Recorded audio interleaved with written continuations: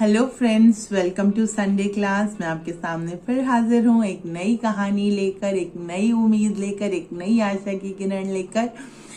और मेरी कहानियां आपको निश्चित ही अच्छी लगती होंगी, क्योंकि ये वो गूढ़ कहानियां हैं, वो मूल मंत्र हैं जो आपके जीवन को बदल कर आपको एक नई अनुभूति कराते हैं। इनको जितना आप सुनेंगे, जितना आप सुनाएंगे, जितना आप अपने अंदर डालेंगे, उतना ही आप निखरते जाएंगे। आइए आज की कहानी शुरू करते हैं। आज की कहानी उम्मीद पर है। ये एक कहानी है जहां हमें ये शिक्षा मिलती है कि किसी भी परिस्थिति में हमें अपनी उम्मीद नहीं खोनी चाहिए। कैसी भी कठिन से कठिन परिस्थिति हो, अगर हम अपनी उम्मीद को कायम रखेंगे, अगर हम उम्मीद बांधे रखेंगे, अगर हम अपनी उम्मीद पर काम करते रहेंगे तो हमें सफलता जरूर मिलेगी। आइए कहानी शुरू करते हैं। कहानी एक व्यक्ति की है जो रेगिस्तान में अपना रास्ता भटक गया होता है और प्यास के मारे वो बौखलाया सा हुआ है। खाना खत्म हो चुका है, पानी भी थोड़ा बचा हुआ है और उसे बहुत प्यास लगी है। वो एक एक घूंट के लिए तरस रहा है। थोड़ा सा पानी है, कभी पीता है, कभी बचाता है और सोचता है कि काश मुझे पानी मिल जाए। अभी तक उसे बहुत मृग तृष्णा का मतलब होता है भ्रम हो चुका है। दूर पानी दिखता है, पेड़ दिखते हैं और पास जाने पे वहां कुछ भी नहीं होता है। तो ऐसी मृग तृष्णा का वो बहुत बार शिकार हो गया है, लेकिन अभी भी मन में एक विश्वास है, एक आशा है। तो अचानक से उसको एक झोपड़ी नजर आती है और झोपड़ी को ही देखते ही उसके अंदर एक आशा की किरण फूट जाती है।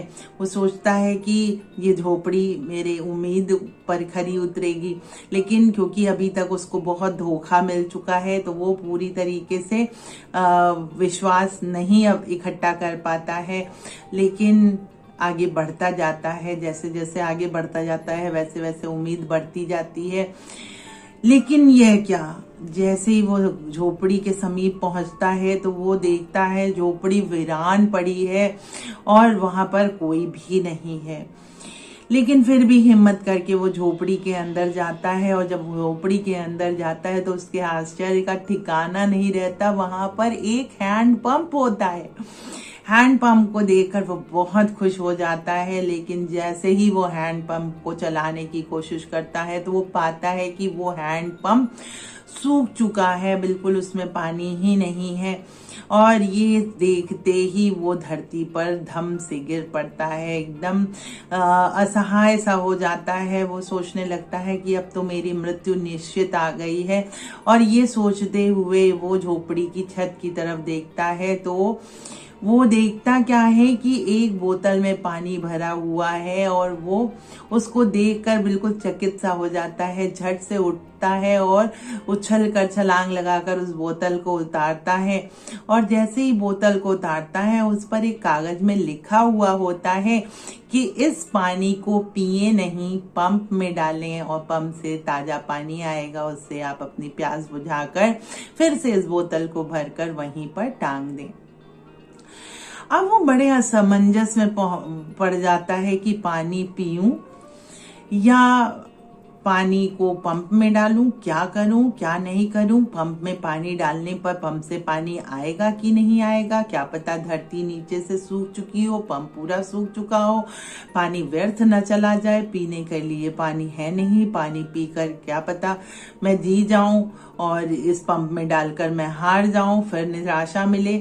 बहुत सोचता है, आखिरकार थक हार कर उस लिखी हुई पंक्तियों पर उसका ध्यान केंद्रित होता है कि पंप में पानी डालें और पानी आएगा।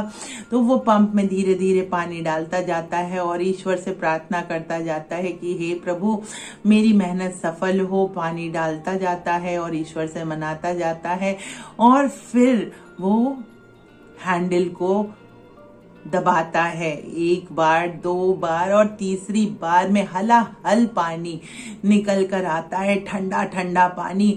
वो पानी बिल्कुल अमृत के समान लग रहा था। वो गट गट करके पानी पी जाता है और जितना मन करता है उतना पानी पीता है और पानी पीने के बाद उस बोतल को फिर से भरकर ऊपर टांग देता है और बहुत प्रसन्न मन होकर वहां से निकलने के लिए तैयार होता है। जैसे ही वो निकलने के लिए तैयार होता है, उसकी निगाह एक बोतल पे पड़ती है जिसमें एक कागज का पर्चा पड़ा होता है। उस बोतल को लेता है और उस कागज के पर्चे को निकाल कर देखता है, तो देखता क्या है, उसमें रेगिस्तान से बाहर जाने का नक्शा होता है।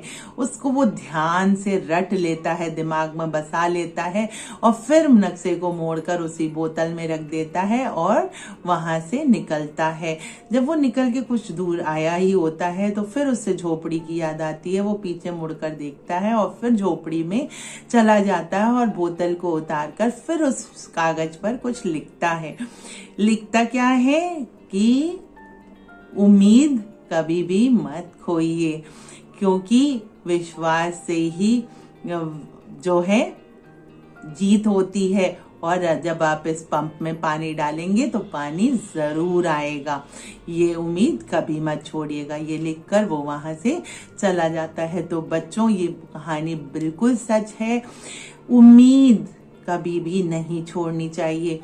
कोई भी चीज हमें इतनी आसानी से नहीं मिलती, हमें हमेशा कुछ ना कुछ देना पड़ता है, तभी हमें कुछ मिलता है। कुछ खोकर कुछ पाना है, जीवन को स्वर्ग बनाना है, ऐसी कहावत कही हुई है हमारे पूर्वजों ने। और ये कहावत बिल्कुल सही है कि कुछ खोकर कुछ पाना है। जब हम कुछ देते हैं तभी हमें कुछ अच्छा मिलता है।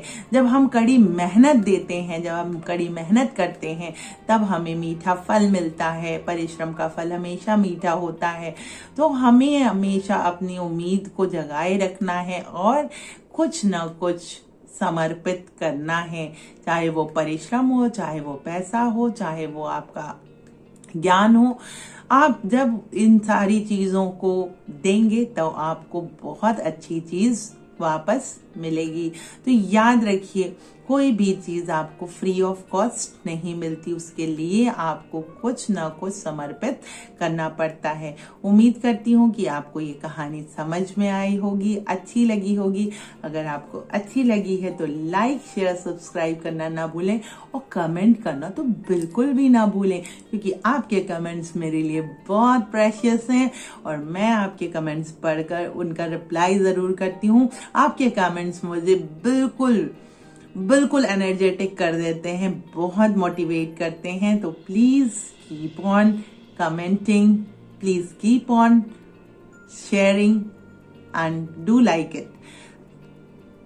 फिर मिलते हैं नेक्स्ट संडे को एक नई कहानी के साथ, एक नई ऊर्जा के साथ, एक नई आशा की किरण के साथ। तब तक के लिए धन्यवाद।